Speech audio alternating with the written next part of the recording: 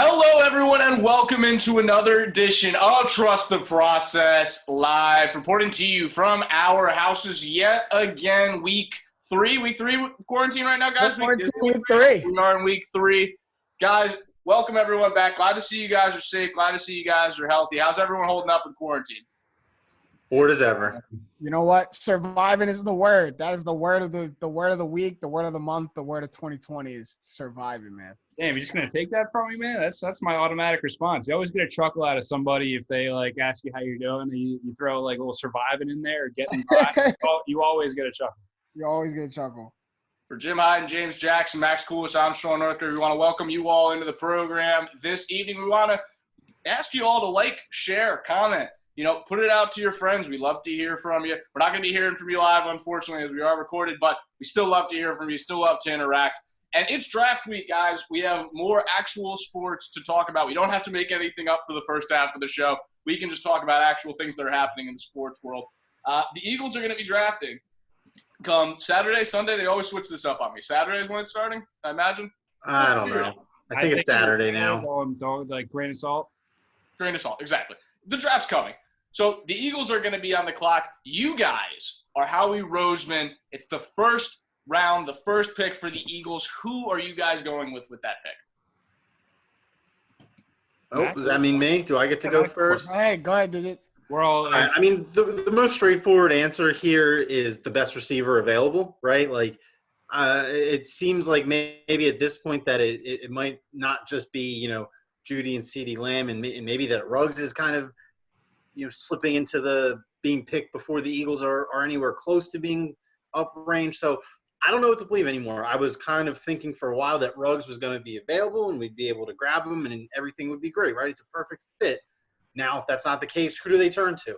I'm not really sure. It depends on what they want. I think Justin Jefferson can figure it out in the NFL, but I know there are concerns about him being able to figure it out, especially as an outside receiver, which is what the Eagles really need. So that kind of leads me to your guy, Rev Banner, Mims. I kind of like Mims after doing a little bit more research, but I do think that if they pick one of those two, I'll be happy, but that's assuming Ruggs isn't available. Because if he is and they take one of those two, then I think they're going to hear it from everybody. JJ, what are you thinking? I mean, I'm pretty much in the same avenue. For me, it's don't overthink it. Don't outsmart yourself here. You need a receiver, especially as Max said, an outside receiver, one that can run multiple routes too. And when I look at that, I think you don't have to really look much further than Justin Jefferson. I have heard some of the complaints and the concerns about, how his game might transition, to the pro level. But from what I saw at LSU and from what I'm seeing combine and pro day related, I'm thinking that he's going to, one, be a good receiver in the NFL, and two, kind of patch up some of the holes that the Eagles have at the receiving position right now. So I think Justin Jefferson, if he's on the board, then yes. And then after that, it's, pretty much, Max, I'm going to echo what you're saying. It's you got to go best receiver available after that. I don't think you move on. I mean, anything short of, the 5 or 6 best receivers getting taken all of a sudden off the board, I don't think you move away from a position like receiver if you're the Eagles. Can I just say something real quick about Justin Jefferson? This is his stats from the SEC championship game and the 2 college football playoff games that they played. In 3 games, he had 30 catches for 448 yards and 5 touchdowns in 3 games. Look, yeah, I know he played in the best offense, historical offense, Joe Burrow, all that stuff. But he's part of it. But he's part of it. So he's a guy who rises to the occasion. Not just pro day, he was faster than everyone thought. He was one of those surprise everybody guys. So to me, he's one of those guys that is just going to rise to the moment. That's how I see it. But I can definitely see how I'm not an NFL scout. I agree for a reason. I agree. So I'm gonna take it a little bit off the map and say with the Eagles, I don't see a trade up. I don't think that they have the capital or the willingness to trade up in the draft. So for me, I think wide receiver takes a back seat, and wide receiver is more of the thing that you want to grab 2 or 3 guys out of this draft and see who pans out. For me, the first round would be focusing on a plug-and-play cornerback. So I'm thinking either it looks like Henderson from Florida is going to fall. Christian, just because of the other teams ahead of him, the needs-based, Henderson's probably going to fall from Florida. You go Christian Fulton from LSU. Gladney at a TCU. Even if you like him, Noah, and I'm going to get this last name wrong, Iganobia from Auburn, but all these guys are first-round talents. It's more who you like, who Schwartz likes, who can plug and play. For me, the first round is about a cornerback who you can either pick to shadow the top wide receiver or plug him on the left or the right side of the defense and just not worry about it. Wide receiver is more of a quantity over quality type thing because I don't think they can get the quality right anyway. But Barons, if you were going to spend your first round pick on a cornerback, why go and make one of them one of the the highest paid cornerback in the league out of trade or free agency, whichever you want to consider it, for Darius Slay? Like the who do you have behind Darius Slay? But the exact cornerback you just described is who they just traded for, a number one corner who can shadow the number one receiver all game. That's exactly what you went and got in Darius Slay. Why would you then go spend your only first-round draft pick on one of those again? You're telling me 2 lockdown cornerbacks is a bad thing to have? What are you talking about? Not a bad thing to have, but you plugged a hole on defense, and you have a wide gaping hole on offense right now, and you have a huge opportunity to fill it in the draft. Why bypass that again? But Howie is very obviously setting himself up the hole at all. I don't think you plugged the hole at all. You had 2 holes at cornerback. You have 2 at linebacker. You have 1 at safety. And then you fix you don't need to fix the defensive line. You plugged 1, you still have another one to worry about, which is the other side of the field. So Darius Slay is not a side cornerback. He follows the best wide receiver. So most teams now realize that they have to have a number 2 wide receiver as well as a slot guy. So have 2 other guys you have to cover that, with Mills getting moved, who do you have at cornerback? Sidney Jones, I'm not trusting with on the line. I agree. You're saying all this stuff to me like I don't agree with those holes. I agree that they're there, but you went and patched one up already. So if I have all these holes in the secondary, all these holes of my receiving core, and I have the ability to then go and draft at a position that I haven't filled yet, and you've already filled it somewhat in free agency and in training, I don't understand why you. So I would phrase the question to you: Is the second cornerback a bigger? To me, I'm going to say the second cornerback is a bigger problem because the offense still had the only quarterback in history to throw for 4,000 yards without a receiver topping 1,000 yards. I can get 3 guys topping 500 yards. I'm sorry. Receiver topping 500 yards. Oh, I'm sorry. That's even worse. To me, I can get 3 guys in the second round or later that can easily top 500 yards, and I'm going to go get Darius Slay a running mate for the next 5 years. I just don't think you can sleep on the depth at wide receiver of this draft. And we had a bold prediction question here. We ended up taking it out. My bold prediction for the draft would be that at least one of these big-name wide receivers is going to end up falling because there is a lot of talent at this position. There's a lot of times that you can go and get somebody in the second round instead of maybe the first round instead of going all high on the draft capital. That's all I'm saying. I just don't think that it is as necessary as we're talking about. I agree with Jimmy. With a glut of wide receiver talent, though, gentlemen, the last time that the Eagles were in this situation was 2014. There was a lot of starters that came out of that draft at the wide receiver position. Are you nervous given the Eagles' recent history drafting? I think if you're looking back on recent history, I don't think if you're an Eagles fan, you have the luxury of not being at least, a little bit anxious when you're nearing this draft of, are the Eagles going to get the right one? Because that's a matter of it, right? It's a numbers game, really. When you're drafting, you have to – hopefully you draft the right one, the one that's going to pan out the best out of all these people that are coming out. And if you're the Eagles, the last 3 or 4 times you've tried to do this, you've picked the bad one. You haven't picked the right one, and you passed up on the ones that have turned out to blossom to be very good NFL players, damn near all pros. So, if I'm the Eagles fans and if I'm within the Eagles network and the Eagles organization, I'm super – anxious, super nervous, super worried, whatever adjective you want to put behind there. Yes, I'm nervous for the Eagles going into this draft because, yes, there's a high potential to hit one, but then again, the penalty is huge if you swing and miss on all this talent that's in the draft. So, yes, I am absolutely worried, and with good reason, right? Let me read you off this. This is their track record. This is Howie Roseman becoming GM in 2010. 2015, he was not in charge, so don't know who was drafted that year. But went robot. Oh, I went robot. All right. These are all the receivers that Howie has drafted since becoming GM, except in 2015 when he wasn't in charge.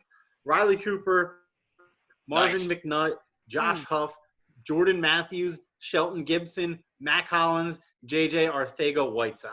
His Okay? name was Martin Why does McNutt? anybody in that list? Oh yeah, Yeah. Mark McNutt. You remember? Jesus. Mark McNutt. Sixth Oh, round my pick. Lord. 6th round pick.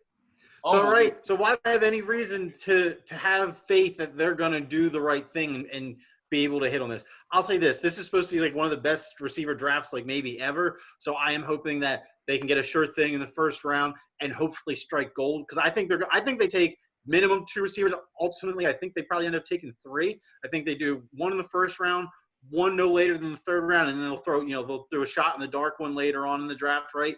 You're counting on your first round one, and then you're hoping that you got it right with one of the other 2. But I shouldn't, and I don't have the confidence in them. But I think that lack of past success can be overcome simply by the fact that it's a lot easier to find gold when you're digging on a gold mine instead of dirt. You know what I mean? So that's really the best way I can put it, is that they're going to have to almost try to get these picks wrong, at least the early ones. But they've done it before, so we'll see. I think this is definitely the closest that we are collectively going to see to the 1996 draft class, probably ever. I mean, the 96 draft class, T.O., Marvin Harrison, Keyshawn Johnson, Joe Horn, Amani Toomer, Terry Glenn, Jermaine Lewis, Bobby Ingram, Eddie Kennison. Like that's the best wide receiver draft class in history. So if this class can be, I think it'll beat out the 2014 class, just because a lot of those guys seem to have fizzled off. I was very hesitant. I was swayed by the recency bias on the developmental side because of guys like Greg Ward being in the system and coming out and doing exactly what he needs to. And then Max read that list off to me, and I'm going to say you should be very worried, because if Greg Ward's your only success story in development, you're talking about a problem. But this is the same guy who just said the Eagles shouldn't go wide receiver first round. But then I still think my point stands, and Max said it. Max said it right. You're better digging on a gold mine. You know what I mean? You can dig and get quality or quantity of quality. You know what I mean? This isn't if you miss out on 3 guys, you're sunk. You know what I mean? Yeah, and just going back to like the 2014 draft, which people consider to be, the widest amount of wide receiver talent before this draft. 2014, the Eagles got Jordan Matthews and Josh Huff. The people that they missed on: Sammy Watkins, Mike Evans, Odell Beckham, Brandon Cooks. Hold on, time out. Those first 3 were never going to be available to the Eagles. Please exclude them from this list. Okay, fine. Then let's just go with Brandon Cooks, Devontae Adams, Allen Robinson, Jarvis Landry, John Brown. Okay, that's still pretty that list should hurt enough. That list should hurt enough. Of that list, 5 of those guys, all 5 of those guys, 4 of them are wide receiver 1 or 2s on their team, and Cooks is a 3.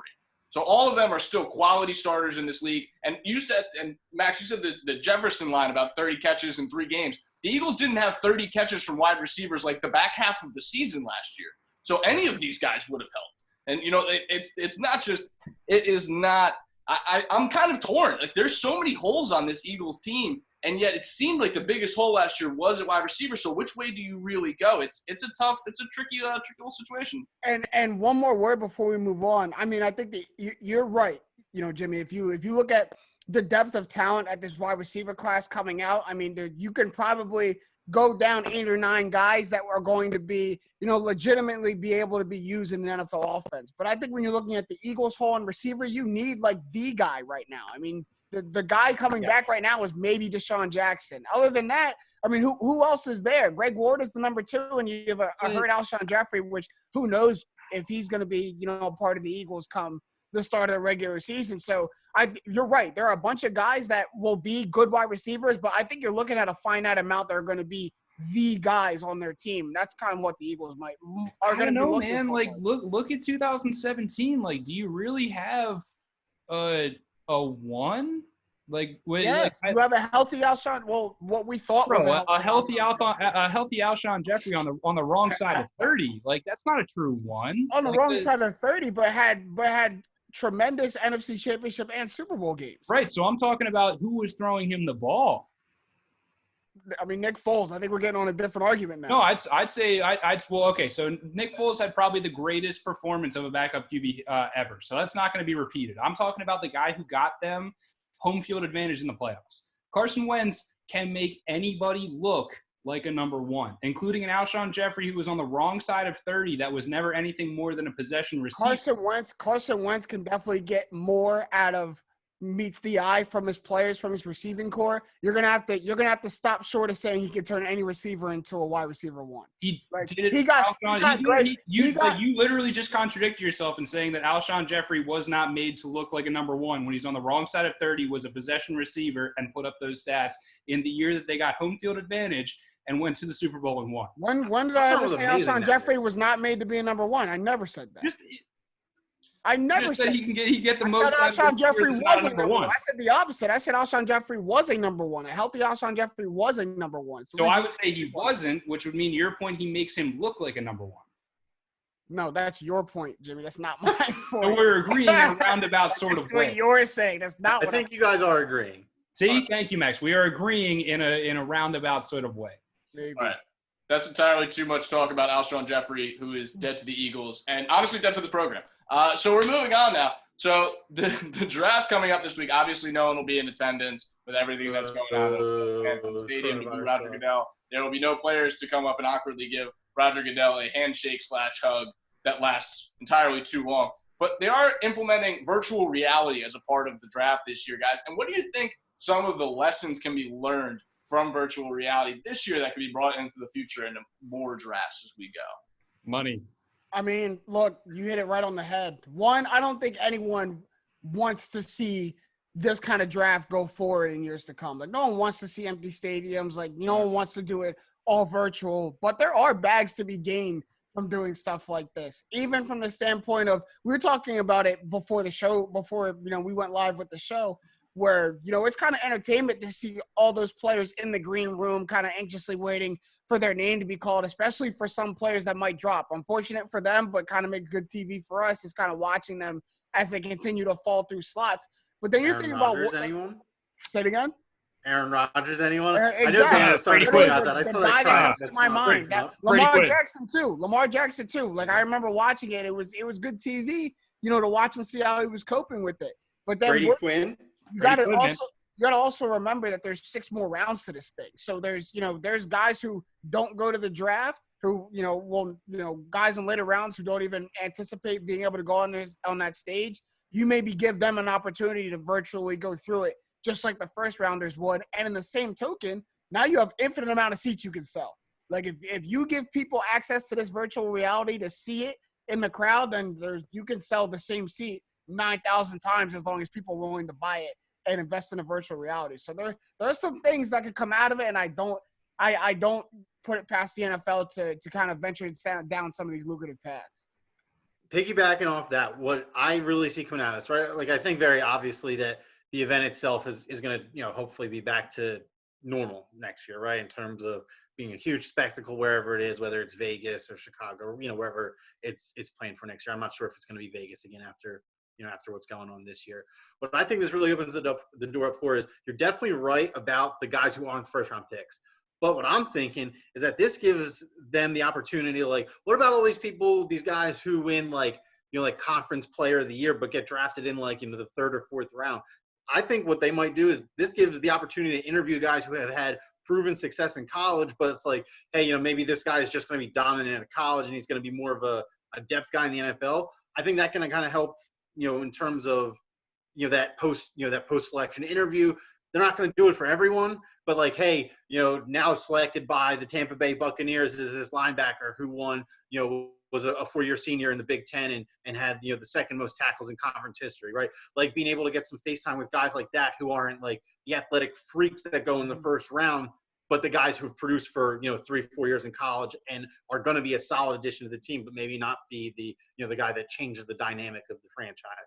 The other thing I think is that what they might do is, in terms of post-selection stuff, is maybe like virtual interviews. Like, hey, Eagles fans, after pick 21 this year, you pay us $4.99. We have a 30-minute session with your newest draft pick and a moderator, and they just take your questions live, right? And that's part of their media obligations for after being selected. So I think when they see stuff like that happen this year, they're going to be like, oh, damn, maybe we can get some extra bread off this, because, poor Roger Money. Goodell and all the other C levels at the NFL are really hurting for cash in the economy.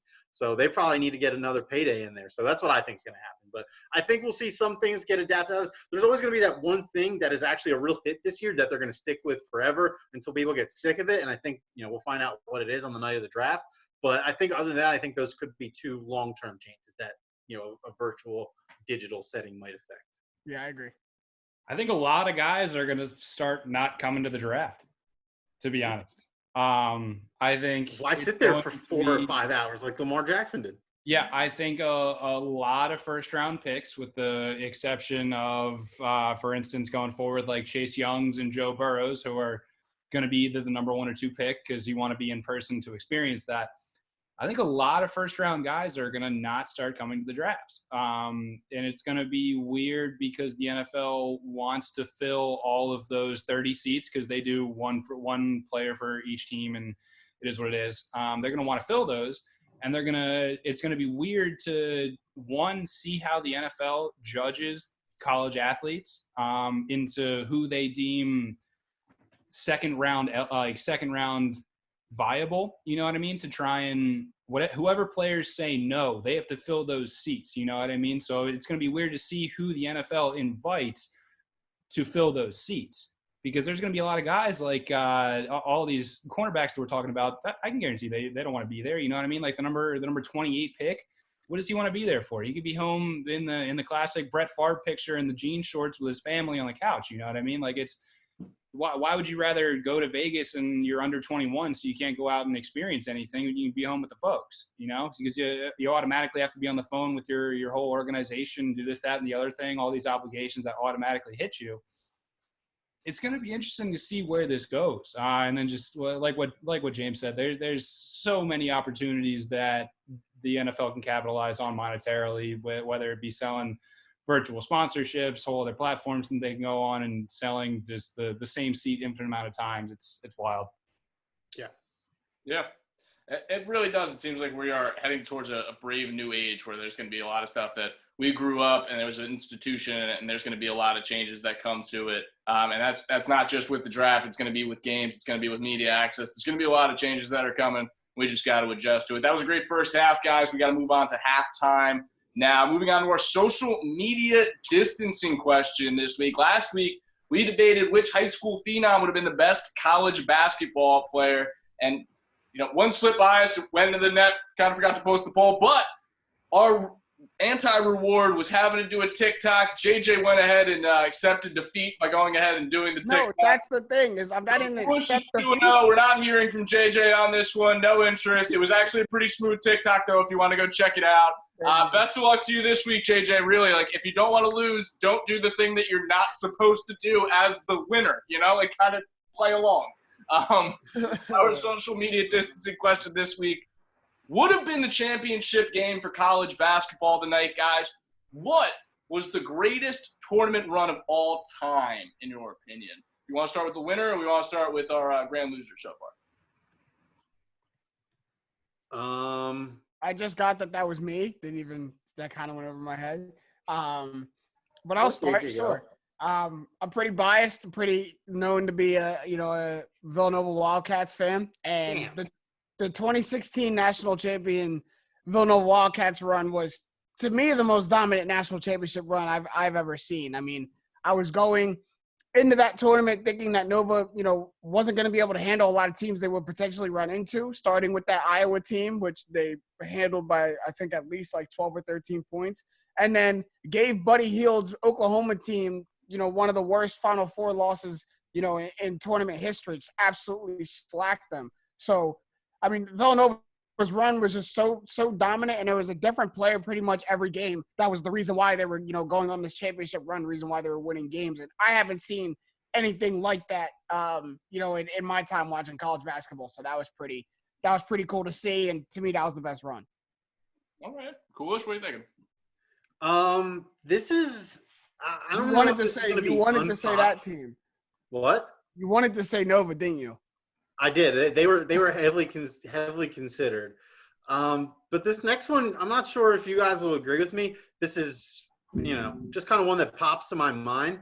that UConn team with Shabazz Yes! Napier and Yes! Kevin Ollie as the coach, right? That Yes! was so random. That was so random. Like to me, like they're obviously It was just better than forgetting- the Kemba year. It was better than it was more better than- yes, impressive than the exactly. Kemba year. Like to me, I think like teams that are like that Wichita State Final Four run or Loyola Chicago making Final Four, like those are great runs. But to me, being in that like the greatest run ever has to end in a title, right? Like it has to end with you winning the championship, not just making it to the Final Four and losing.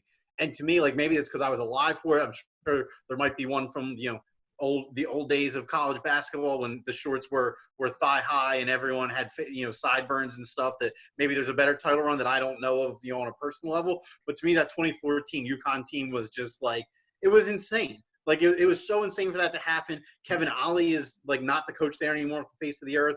Shabazz Napier never became what Kemba became in the NBA in terms of like college superstar hero to like NBA superstar. Shabazz is a good NBA player, but he's not Kemba in the NBA. So to me, it's the 2014 UConn title winning team. That was just so out of nowhere for them to actually go all the way and finish the job.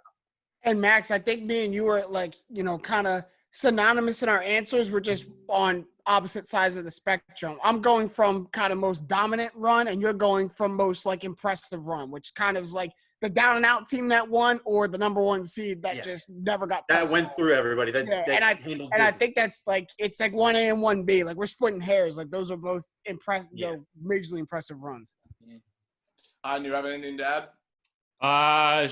Max kind of took mine, so I'll go my 1B answer and the 09 Tar Heels. Hansbrough. Okay. Who was on that team? Oh, dude, Tyler Hansbrough. That's the Hansbrough. I love it. Like the best college basketball player ever, Tyler Hansbrough? Yes, that exact one. Oh, okay. I had a Tyler Hansbrough jersey in high school. Hilarious. That is hilarious. Yeah. You get major prop points, major jersey points for that. Yeah, I don't know where it is, and I'm really upset about it. Also, a quick shout out to the 2010 Butler team as well, Gordon Hayward. Fair. I was actually thinking about going with that Butler team because that was the most exciting I think I've ever. If Gordon Hayward makes that shot, then I'm close the deal. Case closed. Yeah, case closed. Yeah, I just want to give a quick shout out to the number 6 NC State team from 1983, run by Jim Valvano. The missed three with the putback dunk to beat Fly Slam. The people that they beat in that tournament. It was really an amazing run. We didn't get to watch the games. We're all young bucks, but seeing the 30 for 30, watching some of the stuff, there's some hardwood classics that go on about it every once in a while. It's worth checking out. And that is the end of our social media distancing question this week, guys. Don't forget to vote on social media. There's going to be a poll on Instagram, poll on Twitter. The loser of that poll, whether it be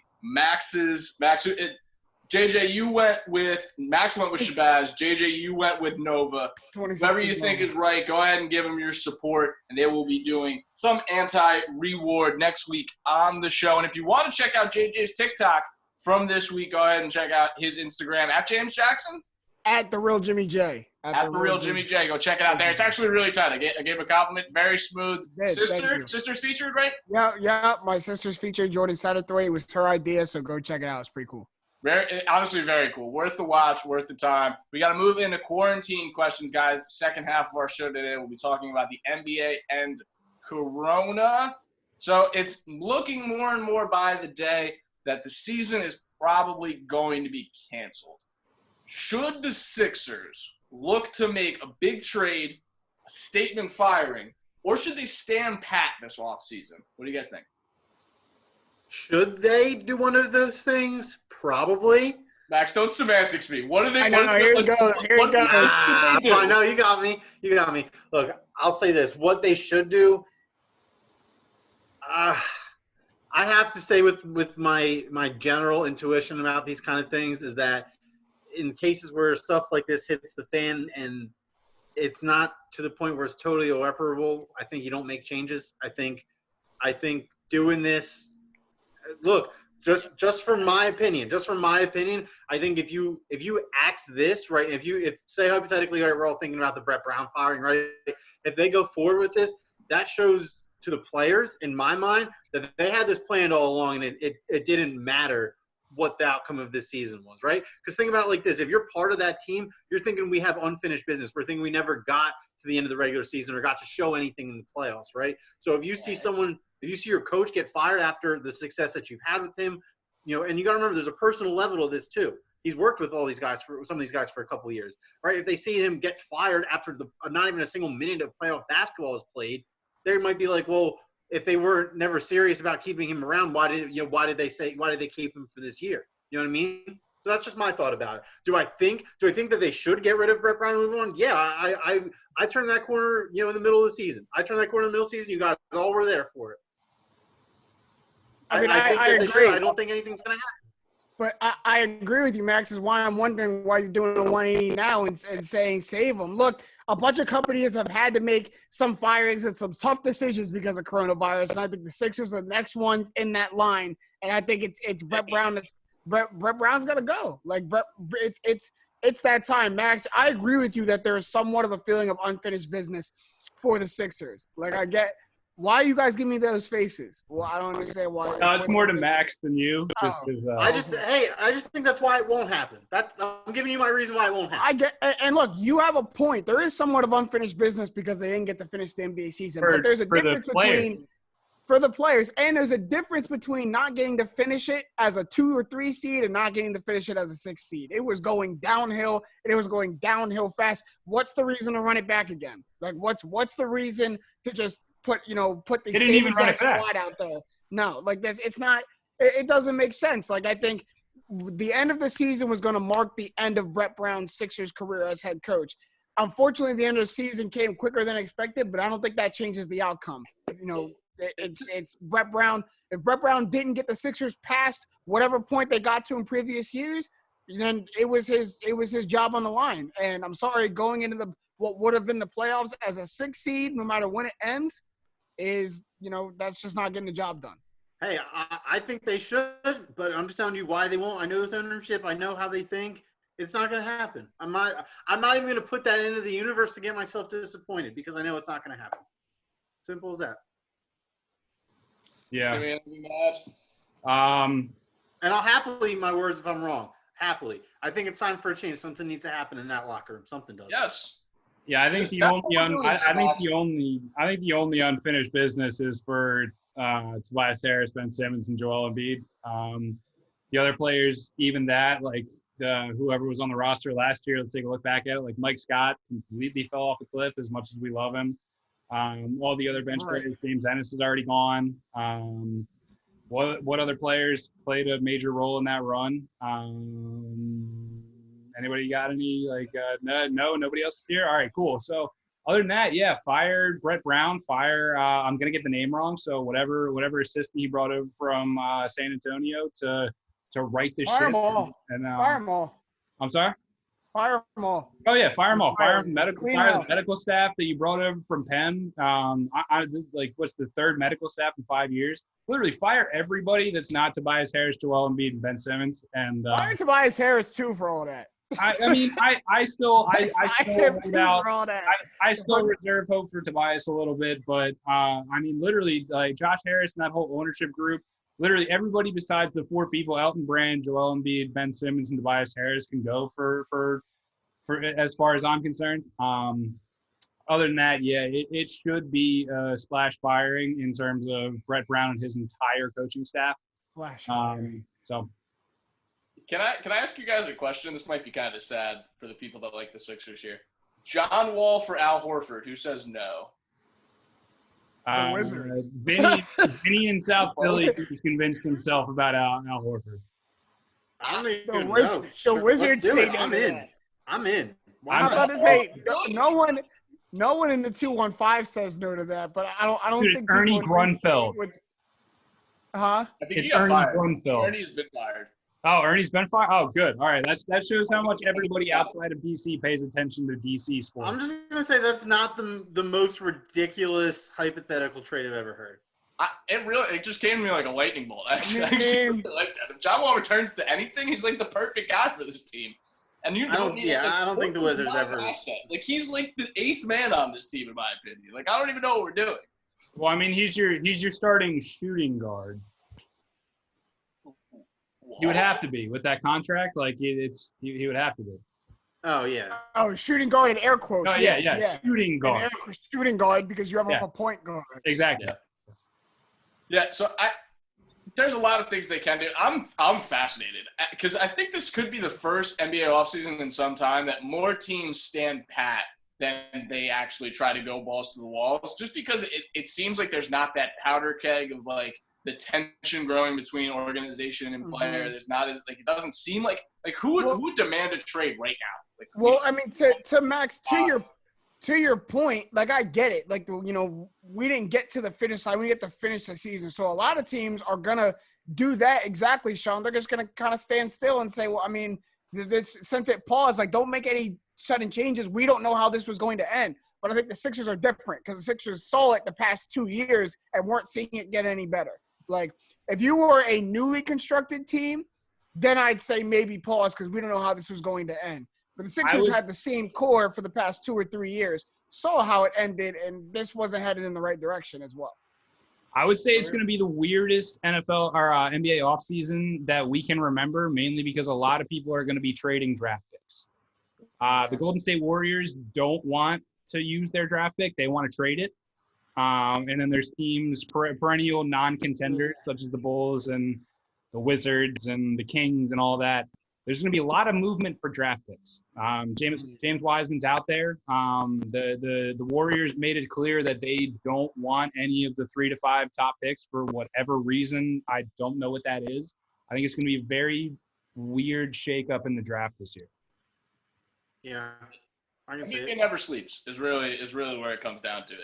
It really like even in the midst of a global pandemic, it's still like the storylines can still churn. Things can still go. But for teams like, you know, the Warriors, I think is fascinating just because they've played this. Could this have worked out better for the Warriors? Like Clay and Steph get a whole year off to rest. They're going to come back harder than ever next year. Draymond gets rest. They get this draft pick. It's an asset that they can flip. Whatever Wiggins is going to give you. It's a fascinating time to be an NBA fan. But being a fan of the product and being a fan of the league could be two different things. And the next question tackles more of the league. And guys, what is your overall grade for the NBA's COVID-19 response? And that's from the original stuff in mid-February when we're talking about maybe we're going to play games without empty, you know, with empty arenas with no fans, to the Gobert situation, obviously, and the shutdown, to using their players as spokesmen to spread information and put positivity out and make sure that everyone is listening to the people that they actually listen to here we are today where it's looking more and more like the season is actually going to be canceled. What is your grade for the NBA?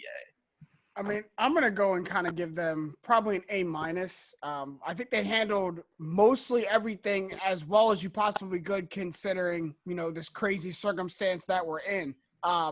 But they were pretty proactive with a lot of stuff. I mean, they didn't wait until it got to the end of the line to make a move. And also from the top down, you saw Adam Silver's face. Like he appeared on TV. It came from him personally, all of this news, good or bad. I mean, he said some things that, you know, may not have been the right answer, quote unquote, but he was being honest. He said, hey, I don't know when all this is going to be over. We're kind of figuring it out on a daily basis. And that kind of transparency is kind of what makes the NBA so different from other leagues, is he was very honest with people. I think the only thing they could have done a little bit better, and this may have been kind of in hindsight, is, you know, when it came out that Rudy Gobert, had coronavirus, I think every team should have been shut down right then and there. It kind of trickled a little bit for maybe a day after to when teams started getting tested and the whole league started getting shut down. I mean, I think that should have happened right away because, I mean, with how close quarters NBA players and organizations are, it was probably a given that it was passed to more players, at the very least on the Jazz organization, if not throughout the whole NBA. But again, that's something I'm not even sure the NBA knew the magnitude of this whole thing when that came out. So, I mean, they handled everything pretty much, as the best as they could.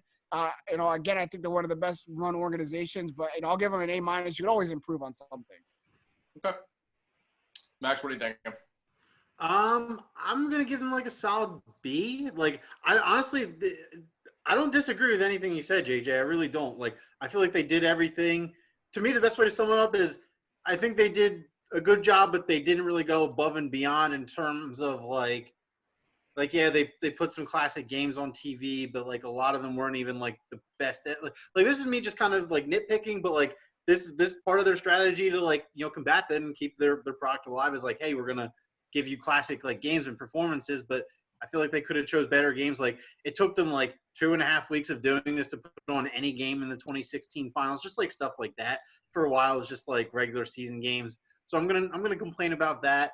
I truly believe that they did everything that, you know, they could have to you know, make it work in some way, shape, or form. But like to me, it just feels like there was something missing in terms of them going like really above and beyond for whatever reason. But I mean, you know, they kind of were in a bad situation to be in, because I think at this point the NBA has kind of established themselves as like the top dog in terms of like how the organization itself is run. Mm-hmm. So with all the other sports going on at the same time, like the NCAA and the NHL and the XFL are all looking at the NBA like, what's the NBA going to do? Like, what's Adam Silver going to do? The guy who is like the most beloved commissioner by his fan base. So, right, the NBA is the one who had to kind of trailblaze a lot of these decisions, which kind of, you know, puts them in an unfavorable spot, because all the other leagues have the privilege of saying, well, the NBA just put their season on hold indefinitely, so we have to do the same. You know what I mean? So I think they did the best with the hand they were dealt. Yeah, I'm going to go B. The reason why I don't give them an A is because I think the NHL earned an A by taking we're going to wait and see, and whatever we're told by the health and safety, the CDC, the WHO, the actual federal government. Then we're going to resume whatever we think is best for the league. I think the NBA, where they faltered, was giving us false hope. So, I mean, I had false hope in terms of you've seen probably, I can count probably 6 or 7 different circumstances as to how the season would continue. Now, if that was only beat writers coming up with those circumstances, that should be how it should have been. If that's just writers talking about circumstances that they would have liked to see or they could see plausible, that's how it should be. It shouldn't be the NBA feeding them circumstances as to how we could possibly finish this season and then running with it. You know what I mean? Like if Elliot Shore Parks, who I hate, was to come out and say, hey, like, what if we play this at a neutral site in Jamaica with everybody being tested and this, that, and the other thing, and quarantine them for 2 months to finish the playoffs? Like that's something. That's some dude who gets paid to speculate. That's not. It shouldn't be the NBA handing these insane people who get paid to take the integrity out of journalism to the furthest extent. You know what I mean? It shouldn't be them hand feeding the circumstances to them. Now, I don't disagree with anything that JJ said. I think they have handled it better than one, Goodell would have done, and two, way better than Manfred would have done, considering this whole Astros thing. I still think Adam Silver is it's 1A and 1B for me in terms of commissioners in the NBA and NHL.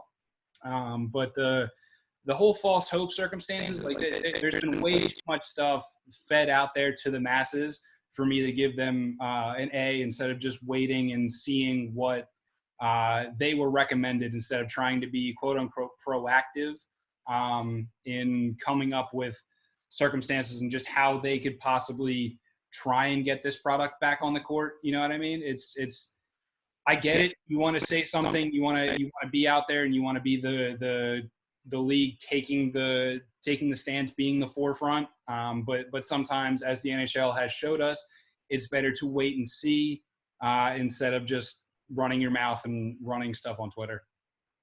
I agree with whatever everybody said here. I want to hone in specifically on something you said, Max, because the response in terms of entertainment that they could have given us, I think, is an interesting point of conversation, because every NBA team at this point has a Major League Gaming affiliate where they now have, you know, big groups of teams underneath them that do this. And you could have ran a tournament. You could have ran, you know, a tournament of the actual professionals that you have, and there could have been gambling related to that.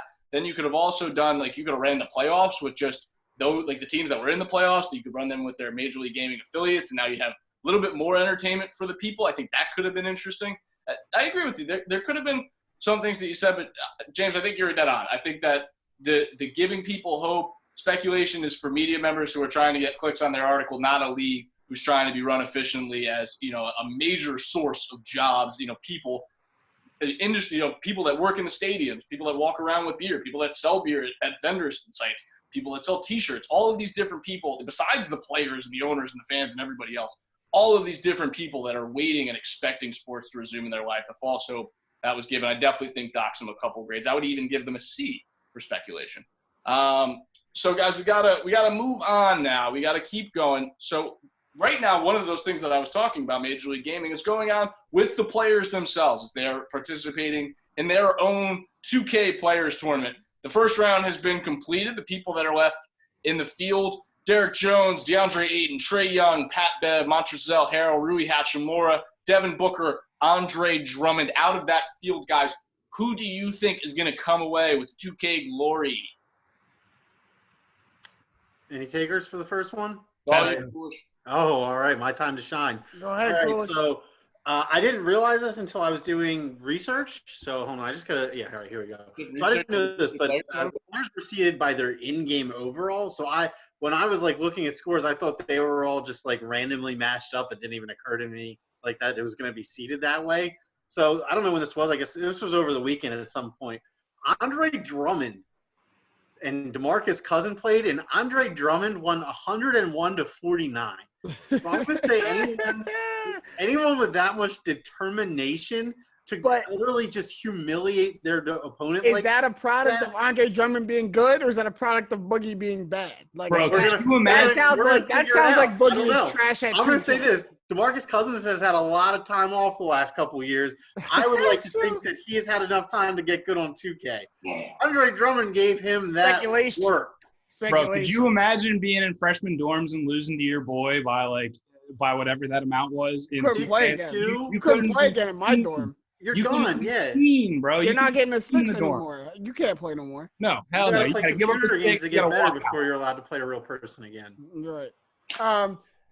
So I'm gonna have to go with Devin Booker. I mean, Devin Booker also won his first round matchup. I think he only won by like 10 or something. Forget who he beat, but Devin Booker is a known gamer.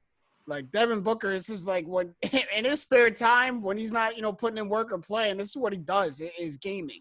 I definitely think the younger the player, the more possibilities that they win the whole tournament. I'm gonna look at people like Patrick Beverley. I'm not sure how many more wins Pat Bev is gonna get, but for someone who is literally a known gamer and a streamer like Devin Booker, he's going to win because also you have to think there's another layer to this that the NBA wants. The NBA wants interaction between the players. So they're feeding them like questions to ask each other. And it's a skill to be able to like actually think about these answers and still play.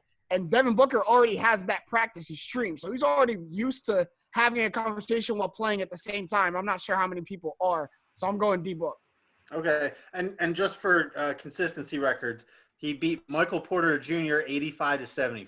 There you go. He had a good game. Michael Porter Jr. is also young, also a gamer. That's a quality win from Devin. That's a quality win. You put that on the resume. That's it. Absolutely. I'm going Pat Bev. He plays like a dog in real life. He's going to bring the dog to the sticks, all right? That man's a savage. Also, if he gives any answers over Twitch stream like he does about guarding LeBron to reporters, gold. It's over. It'll be gold. I'm going to go with the rightful dunk champion, Derek Jones. Rightful. 16 seed over the 1 seed, Kevin Durant, who sucks at 2K, at easy sniper, whatever, 35, 42, 69, whatever. Screw you, Katie. You got waxed by Derek Jones Jr. Really? Round. You were the 1 seed. How embarrassing. Yeah, he lost by 16. 16. Really? See, Deep Stats Coolish is on you right now. JJ, what do you say? I got the bracket open right in front of me. I'm not even joking. I said Philly. He got beat by Derek Jones. Yeah. There you go. I'm big in on the underdogs. I'm big in on the 16 seed, making a Cinderella run. We all could use a Cinderella in our lives. We need it. Yes. The next round of games is Thursday. Devin Booker plays against Rui Hachimura, and Patrick Beverley and Andre Drummond is your nightcap. 10 p.m. ESPN. So you two, go ahead. Pat. Let's go, Pat. Derek Jones plays Montrezl Harrell, and the other game is Trae Young, DeAndre Ayton. Devin Booker and Rui Hachimura, that's an easy dub for D-Book. Easy. Pat Bev kind of the old head in this group. Huh? All these guys are pretty young. I'm pretty sure Pat Bev had a good win, too. Like, I'm pretty sure Pat Bev won by, like, 30 in his game.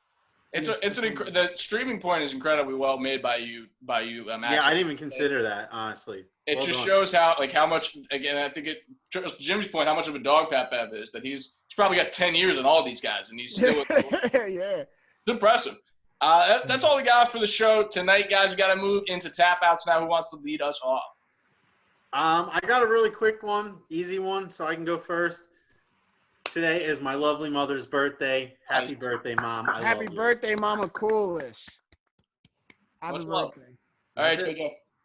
I'm just gonna do this in the dark. I'm tired of standing up and turning this motion light back on. I'm in my mom's sunroom right now. But my tap out is, I don't know if you guys have seen the new show Dave on Hulu and FXX, but the Lil Dicky show. Look, I had my reservations about it before I started watching. This show is so clever. It's like a funny spinoff of how Lil Dicky actually got into the rap game, but there's it gets so real, and there's so many real life moments in the show as well. It's so cleverly made. It'll make you feel a whole bunch of emotions. So go check it out. I think it's 6 episodes up right now on Hulu and FXX. But shout out Lil Dicky. He got one. This is a great show. I agree. I totally agree. Executive produced by Kevin Hart too. So that's a big I had no expectations going into it. And I genuinely enjoyed it. I thought it was a genuinely well-written show and well acted. What do you got? Yeah, I mean, I'm gonna go. There's a bunch of these different things, whether it be all the NCAA athletes trying to start fundraising for people on the front lines of COVID-19, whether it be in the hospitals or people dealing with survivors, everything like that. But no matter where you look, there's somewhere close to you that provides either whether you're trying to find masks, if you're trying to buy masks, they will match your contribution, and however many masks you order, they will also donate to either sources that give them out to the public or places that give them out to workers, to healthcare workers. So look into that, because I know that what the CDC and the government has now recommended that everybody wear a mask when going outside, when social distancing is not an option. So if you're going to do that, just make sure that you're not just purchasing one for yourself. Make sure that you go through an outlet that provides some that matches your request for a mask for someone else's. Nice. Good tap outs by all you. I'm gonna ruin it with something not as serious. I'm making a Peachtree basketball hoop out of this Corona box. I'm gonna set it up in my backyard. I'm gonna start playing. The rims have been taken down throughout the country, so I'm getting some ball in. That's what's happening. Me. I ordered our forefathers that I thought was way smaller. Could fit in the menu. Like a red, white, and blue guy. It's 11 inches. It's a good palm size. It's not big enough to be anywhere else but in this Corona box. So go get your Corona boxes, cut them open, get your going, make some hoops, play some sports. That's what I have for this evening. And that's all we have tonight, guys. Thank you all so much for checking out another edition of Trust the Process Live, only on My New Philly, where something's always new and everything's always Philly. Every week right here, 8 o'clock. Come check us out. Not 8 o'clock. Whatever it's up. Come and check us out. Doesn't matter. 8 o'clock for us, whatever time for you.